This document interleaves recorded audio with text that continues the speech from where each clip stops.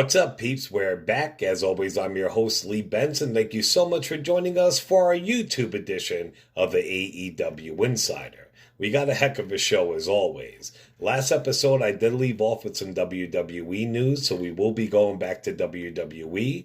I do have the results of Impact Wrestling's Genesis pay-per-view that took place Saturday. I got some Ring of Honor news, New Japan Pro Wrestling news, and random wrestling news. Remember, if you want to win that Bray Wyatt Firefly Funhouse figure, you got to stick around to the end of the episode to find out how. Let's get to the show. WWE. Some breaking WWE news. WWE Champion Drew McIntyre has tested positive for COVID-19. We here at the AEW Insider do wish him and his family the best.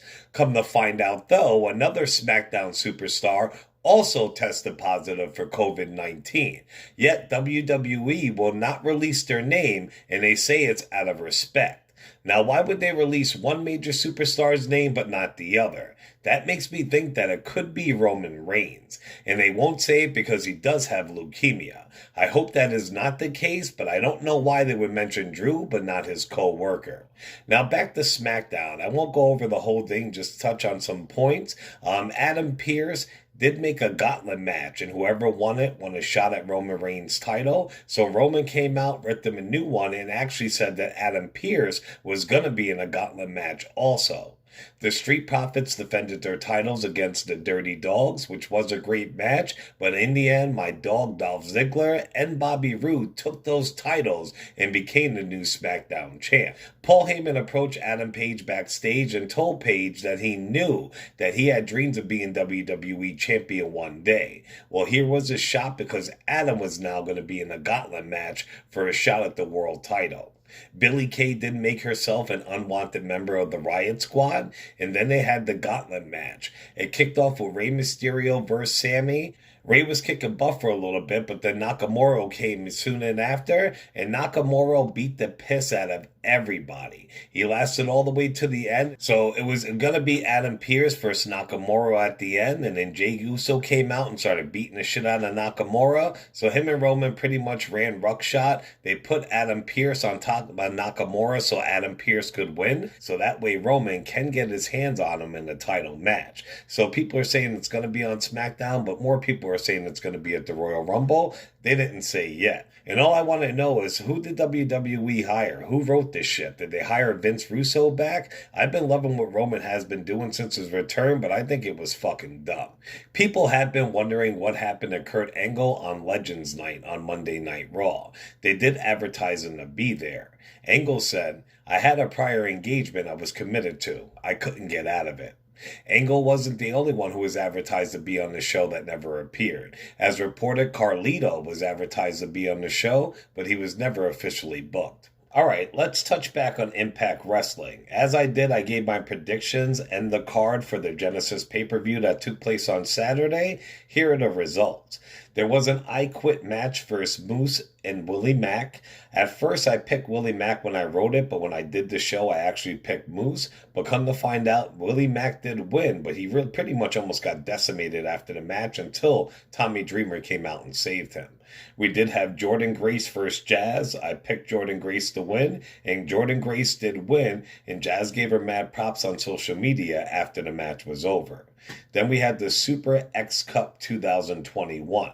I told you Ace Austin was going to win it, and it was probably going to be him or Crazy Steve. Come to find out, it was Ace Austin and Blake Christensen in the finals, and it was a hell of a match. In the end, my dog Ace Austin took home the tournament. On to Ring of Honor news. Well, it looks like Ring of Honor might lose one of its top stars. Dalton Castle is now officially a free agent. You know AEW or WWE wants him. That guy oozes charisma and his gimmick kicks ass. We know his boys, the two guys he used to have with him, have left for WWE and they've been training with them for some time now. Could we have a Dalton Castle and boys reunion in NXT? Or will Mr. Castle pull a Matt Taven and re-sign with Ring of Honor? Only time shall tell. Even though they might be losing Dalton Castle, they did manage to resign a different talent. Ring of Honor announced the re-signing of Hot Sauce Tracy Williams, so if you're a fan of him, he's going to be sticking around for a bit more.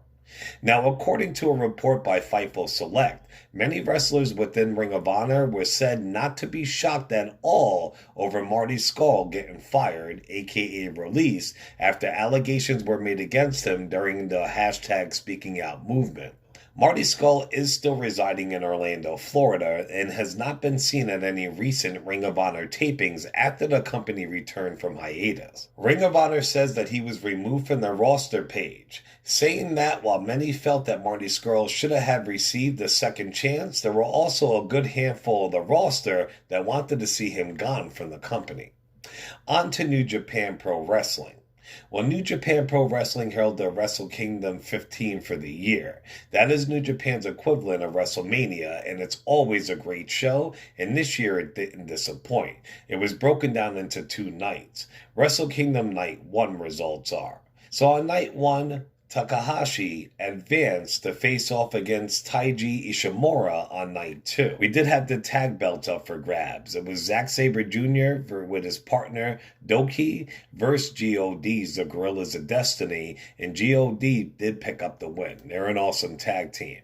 After that, they've showed a video. It was a man riding a horse. Jon Moxley appeared and cut the promo. He said everyone was hoping that the U.S. heavyweight champion himself would not return. Moxley said he's coming for whoever won the right to challenge that night, and that match was between Kenta and Kojima. Next up, we did have Kenta versus Kojima. Kenta pulled out the win, and he will be the one facing Moxley for that U.S. heavyweight title. We also had the Great Okan versus Tanahashi. Of course, New Japan's Golden Boy Tanahashi won that. We did have their British title. It was Will Ospreay with his real-life girlfriend Bea Priestley against Okada. It wasn't for the title, but Okada did win. In the closeout Night 1, they did have the IC and Heavyweight Championship up for grabs. The winner defends both titles against Jay White on Night 2. It was Naito versus Ibushi, and Ibushi did pull out the win. Alright, on to Wrestle Kingdom 15 Night 2. You did have Toru Yano over Bad Luck Fale, Bushi, and Chase Owens by pinfall. We did have Suzuki Gun, El Desperado, and Kanemaru over 1 or 8 Master Watu and Togachi. We did have Shingo Takagi over Jeff Cobb by pinfall. We had Takahashi versus Ishimori, and Takahashi actually beat Ishimori by pinfall.